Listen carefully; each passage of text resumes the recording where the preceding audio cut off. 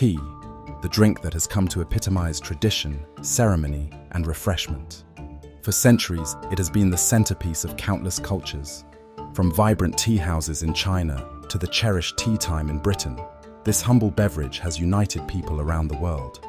But what if I told you that the tea in your cup might never have been there if not for one of the most audacious industrial espionage missions in history? That's right. Today we uncover the Great Tea Heist of 1848, a daring tale of secrecy, treachery, and worldwide implications that reshaped the global tea industry forever. Stay with me, because this story is about deception on an unprecedented scale, led by none other than a Scottish adventurer named Robert Fortune. To begin this incredible tale, we must first set the stage. In 1848, tea was more than just a drink. It was the lifeblood of the British Empire. Yet there was one glaring problem. Tea grew almost exclusively in China, and the Qing dynasty held a monopoly on its production. British merchants, dependent on this commodity, were stuck in a constant trade imbalance with China. The solution? Bring tea cultivation to British-controlled India. But how? Enter Robert Fortune. Fortune wasn't just any botanist. He was also an intrepid, cunning adventurer with a knack for languages and a lifelong fascination with plants.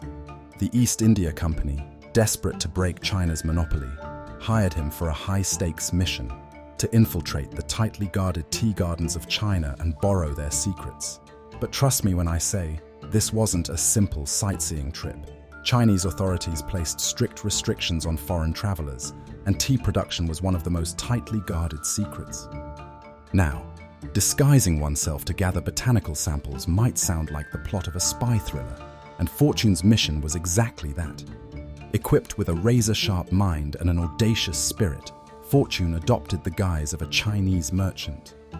He learned local dialects and wore traditional Hanfu clothing to pass as a native, risking imprisonment or even death if exposed. He undertook long trekking expeditions across regions previously unseen by any Westerner, navigating rugged terrains and facing suspicious officials at every turn. Yet, despite the odds, his knowledge of botany and tea cultivation grew exponentially. While wandering in mysterious valleys and majestic mountains, Fortune meticulously documented everything he could. He studied the minutiae of tea production, from the type of soil to the altitude at which tea plants thrived, and even to the drying and fermenting methods. But gathering knowledge wasn't enough, and Fortune knew it. He understood that Britain needed more than just information. It needed real tea plants, and it needed them badly. So he undertook one of the riskiest parts of his journey, smuggling thousands of tea seeds and even living plants out of China. You see, transporting seeds would have been a Herculean task on its own, but living plants, that was nothing short of miraculous. To keep the plants alive and thriving during the arduous journey, Fortune utilized Wardian cases, an invention akin to an early terrarium. These glass cases created a microclimate for the tea plants, enabling them to survive months-long voyages across treacherous seas. Imagine sneaking such precious cargo right under the watchful eyes of Chinese officials and merchants, fiercely guarding their age-old tea trade secrets. It was a gambit of colossal proportions. Astonishingly, Fortune succeeded. Not only did he return to India with an abundance of seeds and living plants, but Fortune also brought back the techniques of tea production. Soon, these tightly held secrets were put to use, laying the groundwork for tea plantations in Assam and Darjeeling regions. The British Empire's dependency on China's tea monopoly dissipated almost overnight, setting the stage for the transformation of India's tea industry into a global powerhouse. However, not all agreed that Fortune's actions were heroic. Some viewed this covert operation as outright theft, an act of industrial espionage that, though celebrated by many in Britain, was deeply resented in China. After all, this wasn't just about plants or trade. It was about cultural heritage and intellectual property, taken without consent.